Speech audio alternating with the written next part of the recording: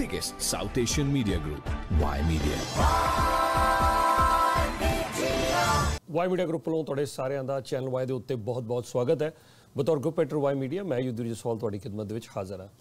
Y media group ਦੇ ਉੱਤੇ ਅਸੀਂ ਸਭ ਤੋਂ ਪਹਿਲਾਂ ਇੱਕ ਬ੍ਰੇਕਿੰਗ ਨਿਊਜ਼ ਜਿਹੜੀ ਹੈ ਤੁਹਾਡੇ ਨਾਲ ਸਾਂਝੀ ਕਰ ਰਹੇ ਹੈਗੇ ਹਾਂ। ਕੈਨੇਡਾ ਦੇ 18th ਪ੍ਰਾਈਮ ਮਿਨਿਸਟਰ ਬ੍ਰਾਇਨ ਮਲਰੂਨੀ ਹੁਣ ਇਸ ਦੁਨੀਆ ਦੇ ਵਿੱਚ ਨਹੀਂ ਰਹੇ। ਤੁਹਾਡੀ ਜਾਣਕਾਰੀ ਲਈ ਅਸੀਂ ਜ਼ਰੂਰ ਦੱਸਣਾ ਚਾਹਾਂਗੇ ਕਿ ਬ੍ਰਾਇਨ ਮਲਰੂਨੀ ਜਿਨ੍ਹਾਂ ਦਾ ਕਿ ਪੋਲੀਟੀਕਲ ਕੈਰੀਅਰ ਜਿਹੜਾ 1976 ਦੇ ਵਿੱਚ ਸ਼ੁਰੂ ਹੋਇਆ ਸੀ ਜਦੋਂ ਕਿ ਉਹਨਾਂ ਨੇ ਕੰਜ਼ਰਵੇਟਿਵ ਪਾਰਟੀ ਦੀ ਲੀਡਰਸ਼ਿਪ ਰੇਸ ਦੇ ਵਿੱਚ ਹਿੱਸਾ ਲਿਆ ਸੀਗਾ, ਲੇਕਿਨ ਉਸ ਸਮੇਂ ਉਹ ਲੀਡਰਸ਼ਿਪ ਰੇਸ ਨਹੀਂ ਜਿੱਤ ਸਕੇ, ਤੀਸਰੇ ਨੰਬਰ ਦੇ ਉੱਤੇ ਸੀਗੇ। ਉਸ ਤੋਂ ਬਾਅਦ ਪ੍ਰੋਗਰੈਸਿਵ ਕੰਜ਼ਰਵੇਟਿਵ ਪਾਰਟੀ ਦੀ ਲੀਡਰਸ਼ਿਪ ਰੇਸ ਦੇ ਵਿੱਚ ਉਹਨਾਂ ਨੇ ਸ਼ਾਨਦਾਰ ਜਿੱਤ ਹਾਸਿਲ ਕੀਤੀ 1983 ਦੇ ਵਿੱਚ। ਉਸ ਤੋਂ ਬਾਅਦ 1984 ਦੇ ਵਿੱਚ ਸਟਰੋਂਗ ਮੈਜੋਰਿਟੀ ਲੈ ਕੇ it was a landslide victory for Brian Mulroney ਔਰ ਉਹਨਾਂ ਨੇ ਸ਼ਾਨਦਾਰ ਜਿੱਤ ਹਾਸਿਲ ਕੀਤੀ ਔਰ ਪ੍ਰੋਗਰੈਸਿਵ ਕੰਜ਼ਰਵੇਟਿਵ ਪਾਰਟੀ ਜਿਹੜੀ ਹੈ ਉਹ ਪਾਵਰ ਦੇ ਵਿੱਚ ਆਈ। 1984 ਦੇ ਵਿੱਚ ਪਹਿਲੀ ਵਾਰੀ ਬ੍ਰਾਇਨ ਮਲਰੂਨੀ ਜਿਹੜੇ ਨੇ ਉਹ ਦੇਸ਼ ਦੇ ਪ੍ਰਧਾਨ ਮੰਤਰੀ ਬਣੇ। ਉਸ ਤੋਂ ਬਾਅਦ ਇੱਕ ਵਾਰ ਫਿਰ ਉਹਨਾਂ ਨੂੰ ਮੈਜੋਰਿਟੀ ਮਿਲੀ 1988 ਦੇ ਵਿੱਚ, ਉਸ ਵੇਲੇ ਵੀ ਸ਼ਾਨਦਾਰ ਮੈਜੋਰਿਟੀ ਉਹਨਾਂ ਨੇ ਜਿੱਤੀ। ਬ੍ਰਾਇਨ ਮਲਰੂਨੀ ਹੁਣਾਂ ਦਾ tenure as a prime minister ਬਹੁਤ ਸਾਰੇ ਇੰਪੋਰਟੈਂਟ ਈਵੈਂਟਸ ਵੀ ਹੋਏ। ਸਭ ਤੋਂ ਪਹਿਲਾਂ ਤਾਂ ਅਸੀਂ ਜ਼ਿਕਰ ਕਰਨਾ ਚਾਹੁੰਦੇ ਹਾਂ ਕਿ ਬ੍ਰਾਇਨ ਮਲਰੂਨੀ ਹੁਣਾਂ ਨੇ ਆਪਣੇ ਇਸ ਟੈਨਿਓਰ ਦੇ ਦਰਮਿਆਨ ਅਮਰੀਕਾ ਦੇ ਨਾਲ ਰਿਸ਼ਤੇ ਹੋਰ ਮਜ਼ਬੂਤ ਕਰਨ ਦੀ ਗੱਲ ਕੀਤੀ। ਫ੍ਰੀ ਟ੍ਰੇਡ ਐਗਰੀਮੈਂਟ ਦੀ ਉਸ ਦਰਮਿਆਨ ਗੱਲ ਹੋਈ। ਬ੍ਰਾਇਨ ਮਲਰੂਨੀ ਔਰ ਰੋਨਲਡ ਰੀਗਨ ਉਸ ਸਮੇਂ ਦੇ ਜਿਹੜੇ ਰਾਸ਼ਟਰਪਤੀ ਸੀਗੇ ਉਹਨਾਂ ਦੀ ਆਪਸ ਦੇ ਵਿੱਚ ਬੜੇ ਕਰੀਬੀ ਸੰਬੰਧ ਸੀਗੇ, ਜਿਹਦੇ ਨਾਲ ਕਿ ਕੈਨੇਡਾ ਔਰ ਅਮਰੀਕਾ ਦੇ ਰਿਸ਼ਤਿਆਂ ਨੂੰ ਵੀ ਕਾਫੀ ਜ਼ਿਆਦਾ ਮਜ਼ਬੂਤੀ ਮਿਲੀ ਹੈ। ਉਸ ਤੋਂ ਇਲਾਵਾ ਕਿਊਬੈਕ ਦੀ ਸੋਵਰਨਟੀ ਨੂੰ ਲੈ ਕੇ ਉਹਨਾਂ ਨੇ ਕੋਸ਼ਿਸ਼ ਜ਼ਰੂਰ ਕੀਤੀ ਹੈ, 2 ਵਾਰ ਇੱਕ ਡਿਫਰੈਂਟ ਅਕਾਰਡਸ ਵੀ ਲੈ ਕੇ ਆਏ, ਲੇਕਿਨ ਕਾਮਯਾਬੀ ਉਹਨਾਂ ਨੂੰ ਕਿਊਬੈਕ ਦੇ ਮਾਮਲੇ 'ਚ ਜ਼ਿਆਦਾ ਨਹੀਂ ਮਿਲੀ, ਜਿਸ ਦੇ ਚੱਲਦਿਆਂ ਕਿ ਬਲਾਕ ਕਿਊਬੈਕਵਾ ਨਾ ਸਿਰਫ ਉਹਨਾਂ ਦੀ ਮੂਵਮੈਂਟ ਸਟਰੋਂਗ ਹੋਈ ਬਲਕਿ ਵੈਸਟਰਨ ਕੈਨੇਡਾ ਦੇ ਵਿੱਚ ਵੀ ਬਹੁਤ ਸਾਰੇ ਲੋਕਾਂ ਦੀ ਆਵਾਜ਼ਾਂ ਉਹਨਾਂ ਦੇ ਖਿਲਾਫ ਉੱਠਣੀਆਂ ਸ਼ੁਰੂ ਹੋ ਚੁੱਕੀਆਂ ਸੀਗੀਆਂ, ਜਿਹਦੇ ਕਾਰਨ ਕਿ ਪ੍ਰੈਸਟਨ ਮੈਨਿੰਗ ਉਹਨਾਂ ਨੇ ਆਪਣੀ ਇੱਕ ਵੱਖਰੀ ਰਿਫਾਰਮ ਪਾਰਟੀ ਤੱਕ ਵੀ ਸ਼ੁਰੂ ਕਰ ਦਿੱਤੀ, ਜਿਹਦੇ ਕਾਰਨ ਕਿ ਕੰਜ਼ਰਵੇਟਿਵ ਪਾਰਟੀ ਦਾ ਜਿਹੜਾ ਆਧਾਰ ਸੀਗਾ ਉਹਦੇ ਵਿੱਚ ਦਰਾਰਾਂ ਵੀ ਪੈ ਗਈਆਂ। ਬ੍ਰਾਇਨ ਮਲਰੂਨੀ ਹੁਣਾਂ ਨੂੰ ਜੇ ਅਸੀਂ ਇੰਟਰਨੈਸ਼ਨਲ ਸਟੇਜ ਦੇ ਉੱਤੇ ਗੱਲ ਕਰੀਏ ਤਾਂ ਇੰਟਰਨੈਸ਼ਨਲ ਸਟੇਜ ਦੇ ਉੱਤੇ ਸਭ ਤੋਂ ਪਹਿਲਾਂ ਅਸੀਂ ਜ਼ਿਕਰ ਕਰਾਂਗੇ 1985 ਕੈਨੇਡਾ ਦੇ ਇਤਿਹਾਸ ਦੇ ਵਿੱਚ ਸਭ ਤੋਂ ਵੱਡਾ ਟੈਰਰਿਸਟ ਅਟੈਕ 에ਅਰ ਇੰਡੀਆ ਜਹਾਜ਼ ਦੇ ਉੱਤੇ ਜੋ ਅਟੈਕ ਹੋਇਆ ਸੀਗਾ 1985 ਦੇ ਵਿੱਚ, ਉਹ ਵੀ ਉਸੇ ਸਮੇਂ ਹੋਇਆ। ਹਾਲਾਂਕਿ ਬਾਅਦ ਦੇ ਵਿੱਚ ਸਵਾਲ ਵੀ ਖੜੇ ਕੀਤੇ ਗਏ ਕਿ 1985 에ਅਰ ਇੰਡੀਆ ਅਟੈਕ ਕਿਸ ਤਰੀਕੇ ਦੇ ਨਾਲ ਹੈਂਡਲ ਕੀਤਾ ਗਿਆ ਉਸ ਸਮੇਂ ਦੇ ਪ੍ਰਧਾਨ ਮੰਤਰੀ ਬ੍ਰਾਇਨ ਮਲਰੂਨੀ ਸਾਹਿਬ ਦੁਆਰਾ। ਇੰਟਰਨੈਸ਼ਨਲ ਲੈਵਲ ਦੇ ਉੱਤੇ ਉਹਨਾਂ ਨੂੰ ਕਾਫੀ ਸਪੋਰਟ ਮਿਲੀ। ਇੱਕ ਤੇ এনवायरमेंट ਦੇ ਮੁੱਦੇ ਦੇ ਉੱਤੇ ਜਿਹੜੇ ਐਗਰੀਮੈਂਟਸ ਉਹਨਾਂ ਨੇ ਕੀਤੇ। ਫਿਰ ਇੱਥੇ ਜ਼ਰੂਰ ਜ਼ਿਕਰ ਕਰਨਾ ਚਾਹਾਂਗੇ ਕਿ ਨੈਲਸਨ ਮੰਡੇਲਾ ਉਹਨਾਂ ਦੀ ਰਿਹਾਈ ਵਾਸਤੇ ਕਾਫੀ ਜ਼ਿਆਦਾ ਆਵਾਜ਼ ਉਠਾਈ at an international state Brian Mulroney ਹੋਣਾ ਨੇ। ਔਰ ਫਿਰ ਨੈਲਸਨ ਮੰਡੇਲਾ ਜਿਹੜੇ ਉਹਨਾਂ ਨੇ ਕੈਨੇਡਾ ਦਾ ਟੂਰ ਵੀ ਕੀਤਾ, ਉਹ ਕੈਨੇਡਾ ਵੀ ਆਏ। ਔਰ ਮੈਂ ਇੱਥੇ ਜ਼ਰੂਰ ਜ਼ਿਕਰ ਕਰਨਾ ਚਾਹੁੰਦਾ ਹੈਗਾ ਕਿ ਇੰਟਰਨੈਸ਼ਨਲ ਲੈਵਲ ਦੇ ਉੱਤੇ ਬ੍ਰਾਇਨ ਮਲਰੂਨੀ ਹੋਣਾ ਦੀ ਕਾਫੀ ਤਾਰੀਫ ਵੀ ਕੀਤੀ ਗਈ ਇਸ ਮਾਮਲੇ ਦੇ ਉੱਤੇ।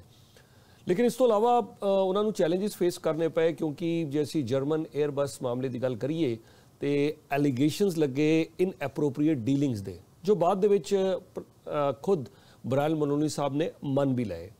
ਜਰਮਨ ਬਿਜ਼ਨਸ ਪਰਸਨ ਸੀਗਾ, ਉਹਨਾਂ ਦੇ ਉੱਤੇ ਬਹੁਤ ਸੰਗੀਨ ਐਲੀਗੇਸ਼ਨ ਸੀਗੇ, ਕਰਪਸ਼ਨ ਔਰ ਬਹੁਤ ਕੁਝ ਹੋਰ ਐਲੀਗੇਸ਼ਨਸ, ਔਰ ਉਸ ਮਾਮਲੇ ਦੇ ਵਿੱਚ ਕਿਤੇ ਨਾ ਕਿਤੇ ਬ੍ਰਾਇਨ ਮਲਰੂਨੀ ਸਾਹਿਬ ਨੂੰ ਵੀ ਸ਼ਾਮਿਲ ਕਰ ਲਿਆ ਗਿਆ। ਔਰ ਬ੍ਰਾਇਨ ਮਲਰੂਨੀ ਸਾਹਿਬ ਨੇ ਮੰਨਿਆ ਕਿ ਇਹ ਉਹਨਾਂ ਦੀ ਜ਼ਿੰਦਗੀ ਦੀ ਇੱਕ ਬਹੁਤ ਬੜੀ ਗਲਤੀ ਸੀਗੀ। ਸੋ ਕਿਤੇ ਨਾ ਕਿਤੇ ਇਨਕੁਆਇਰੀ ਦੇ ਵਿੱਚ ਵੀ ਸਾਹਮਣੇ ਆਇਆ ਕਿ ਇਨਐਪਰੋਪਰੀਏਟ ਡੀਲਿੰਗਸ ਤੇ ਜ਼ਰੂਰ ਹੋਈਆਂ ਨੇ।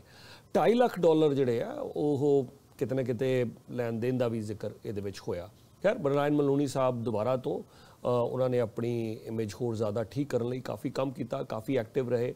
ਮੈਂ ਇੱਥੇ ਜ਼ਰੂਰ ਜ਼ਿਕਰ ਕਰਨਾ ਚਾਹੁੰਦਾ ਹੈ ਕਿ ਪੀਅਰ ਐਲੀਅਟ ਟਰੂਡੋ ਯਾਨੀ ਕਿ ਜਿਹੜੇ ਪ੍ਰਧਾਨ ਮੰਤਰੀ ਜਸਟਿਨ ਟਰੂਡੋ ਉਹਨਾਂ ਦੇ ਫਾਦਰ ਨੇ, ਪੋਲੀਟੀਕਲ ਰਾਈਵਲਸ ਰਹੇ ਨੇ, ਲੇਕਿਨ ਟਰੂਡੋ ਸਾਹਿਬ ਜਦੋਂ US ਦੇ ਨਾਲ ਨੈਫਟਾ ਦੀ ਨੈਗੋਸੀਏਸ਼ਨਸ ਕਰ ਰਹੇ ਸੀਗੇ ਉਸ ਸਮੇਂ ਬ੍ਰਾਇਨ ਮਲਰੂਨੀ ਹੋਣਾ ਦੁਆਰਾ ਸੁਜੈਸ਼ਨਸ ਵੀ ਕਰੰਟ ਉਸ ਸਮੇਂ ਦੇ ਪ੍ਰਧਾਨ ਮੰਤਰੀ ਜਸਟਿਨ ਟਰੂਡੋ ਸਾਹਿਬ ਜਦੋਂ ਨੈਫਟਾ ਨੈਗੋਸ਼ੀਏਟ ਕਰ ਰਹੇ ਸੀ ਉਹ ਵੀ ਉਹਨਾਂ ਨੇ ਜ਼ਰੂਰ ਆਪਸ ਦੇ ਵਿੱਚ ਇਹਨਾਂ ਦੀਆਂ ਡਿਸਕਸ਼ਨਸ ਹੋਈਆਂ ਨੇ।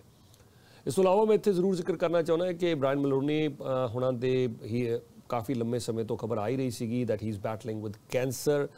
ਕੁਝ ਵੱਖ-ਵੱਖ ਟ੍ਰੀਟਮੈਂਟਸ ਵੀ ਜਿਹੜੀਆਂ ਨੇ ਉਹ ਚੱਲ ਰਹੀਆਂ ਸੀਗੀਆਂ। ਬ੍ਰਾਇਨ ਮਲਰੂਨੀ ਹੋਣਾ ਦੇ ਪਿੱਛੇ ਹੀ is left behind a wife and 4 children. ਉਹਨਾਂ ਦੇ ਜਿਹੜੇ ਇੱਕ ਬਿਟੀਆ ਨੇ ਕੈਰਲਿਨ ਮਲਰੂਨੀ, ਜਿਨ੍ਹਾਂ ਨੇ ਕਿ ਖਬਰ ਵੀ ਜੋ ਬਾਹਰ ਆਈ ਹੈ ਕੈਰਲਿਨ ਮਲਰੂਨੀ ਹੋਣਾ ਨੇ ਦਿੱਤੀ ਹੈ। ਓਨਟਾਰੀਓ ਦੇ ਵਿੱਚ ਲੀਡਰਸ਼ਿਪ ਰੇਸ ਦੇ ਵਿੱਚ ਵੀ ਹਿੱਸਾ ਲੈ ਚੁੱਕੇ ਨੇ ਕੈਰਲਿਨ ਮਲਰੂਨੀ, ਔਰ ਸਾਡੇ ਇੱਥੇ ਚੈਨਲ ਵਾਈ ਦੇ ਸਟੂਡੀਓ ਦੇ ਵਿੱਚ ਵੀ ਆਏ ਸੀ ਕੈਰਲਿਨ ਮਲਰੂਨੀ, ਔਰ I got an opportunity to interview her. ਉਹਨਾਂ ਨਾਲ ਕਈ ਵਾਰ ਗੱਲਬਾਤ ਹੋ ਚੁੱਕੀ ਹੈ। और कैरोलिन मलरोनी अज भी ओंटारियो के कैबिनेट के विच बतौर मिनिस्टर जिहड़े ने वो काम कर रहे हैं और कैरोलिन मलरोनी होना ने ये सारी जिहड़ी जानकारी है वो शेयर की सी अपने फादर की डैथ के बारे। असी वाई मीडिया के उत्ते खास प्रोग्राम जरूर पेश करांगे। लगभग 9 साल सियासत दे विच रहे ने, 9 साल बतौर प्रधानमंत्री 1984 तो लैके 1993 तक, 1984 तो लैके 1993 तक प्रधानमंत्री रहे ने और बैक टू बैक मजोरिटीज़ जिन्होंने जित्तियां होण उस तो बाद जदों इन्हों रिजाइन करना पिया तो किम कैम्बल आया और जदों अगली इलैक्शन हुई तो उस इलैक्शन दे विच सिर्फ 2 सीटां मिलियां सीगियां, कारण ब्लॉक कबेकवा और उस तो अलावा वैसटर्न साइड के उत्ते रिफॉर्म पार्टी की राइस भी इनू दसिया जा रहा है।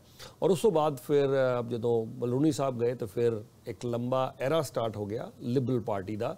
असी सारे जानते हैं कि जो क्राइचन और उस तो बाद पॉल मार्टिन एरा आया, लेकिन उस तो बाद दोबारा तो फिर असी सारे जानते हैं कि और फिर ब्रायन मलरोनी होना दी काफ़ी एक्टिवली गलबात होनी शुरू हो गई। क्यों? क्योंकि पहला माइनॉरिटी गवर्नमेंट्स रही ने स्टीफन हार्पर होना को, लेकिन बाद मेजोरिटी गवर्नमेंट भी उन्होंने 2011 बनाई। लेकिन ब्रायन मलरोनी होना तो सलाह साडे former prime minister Stephen Harper भी लेंदे रहे ने और प्राइम मिनिस्टर जस्टिन ट्रूडो भी ब्रायन मलरोनी होना तो सलाह जी है वो जरूर लेंदे रहे ने। बहुत ही ज़्यादा इंपॉर्टेंट पर्सनैलिटी रहे ने, कुछ कॉन्ट्रोवर्सीज भी जरूर रही ने, चाहे असी क्यूबेक की गल कर लीए, 1985 एयर इंडिया बॉम्बिंग की गल कर लीए या फिर जर्मन एयरबस और वो जोड़ा करप्शन का वो जो मामला उत्थे खड़ा होया सी। लेकिन उसके बावजूद बहुत सारे चीज़ों के बारे उन्होंने क्रेडिट भी जोड़ा दिता जाता है। इस दरम्यान जो असी फाइनैंशियल साइड के उत्ते गल करिए तो अज जो असी GST देखते हैं उस टाइम ब्रायन मलरोनी साहब ने ही GST इंट्रोड्यूस की सी और GST के बारे भी कुछ लोगों ने सवाल खड़े किए। हालांकि ब्रायन मलरोनी होना का कहना सीगा कि यह जरूरी कदम सीगा जो सरकार को उस वेले चकना पिया और शायद उन्होंने मुताबिक ये सही कदम भी सीगा। ब्रायन मलरोनी चाहे GST की गल होवे या होर जिन्हां मुद्दों के उत्ते वो गल करते थे, ही वॉज क्वाइट आउटस्पोकन और उन्होंने मनना सीगा कि जो वो विचार दे रहे हैं या जिन्हां चीज़ों वास्ते वो फाइट कर रहे हैं, ब्रायन मलरोनी कहते थे कि कैनेडा की भलाई वास्ते सारिया चीज़ां करनियां जरूरी ने। खैर GST के बारे सवाल उस समय भी खड़े थे, लेकिन अज GST असी सारे जानते हैं कि it's part of our routine right here in Canada. Y media द्वारा असी जिथे ब्रायन मलरोनी होना के उत्ते खास प्रोग्राम पेश कर रहे हैं, इस हफ्ते कुछ होर प्रोग्राम्स असी वाई मीडिया के उत्ते जरूर पेश करांगे on Canada's 18th prime minister Brian Mulroney. The biggest South Asian media group, Y Media.